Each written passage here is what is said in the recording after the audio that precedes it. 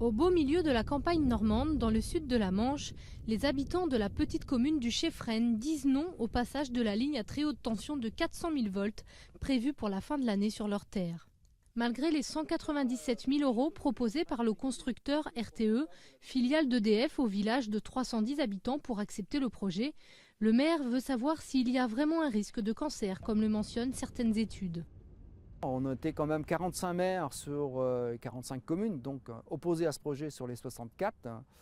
Et il a suffi de débloquer 20 millions d'euros pour qu'on ne reste plus que 5 communes opposées à ce projet. Et quand j'ai dit opposé, c'est surtout demander une étude épidémiologique. Après, si on prend les mesures nécessaires, on n'a pas à s'y opposer. Un peu plus loin, les travaux ont bel et bien commencé. Le premier pylône devrait être installé d'ici peu.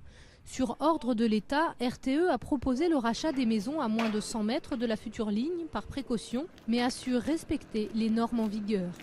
On n'est pas des scientifiques, nous on applique la réglementation européenne transposée dans le droit français. Toutes les lignes de RTE aujourd'hui respectent cette réglementation et celle que l'on construit respectera bien évidemment cette réglementation. Donc aujourd'hui, les champs magnétiques émis par les lignes, ce n'est pas un problème de santé publique. Pour certains riverains de lignes déjà existantes, c'est un problème. Selon cet éleveur, exploitant depuis 11 ans sous un pylône, ces vaches sont perturbées par les champs électromagnétiques. La norme, on devrait avoir une trentaine de mammites d'inflammation pour un cheptel comme ça. On est à 150-180 inflammations par an, qui veut dire traitement antibiotique, lait de mauvaise qualité. Donc là, si ça continue comme ça, on peut être en situation d'interdiction de collecte, ce qui veut dire à terme faillite.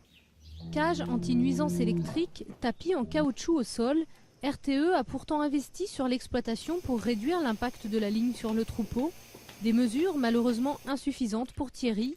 Il a décidé aujourd'hui d'entamer une action en justice avec d'autres agriculteurs qui connaissent les mêmes problèmes.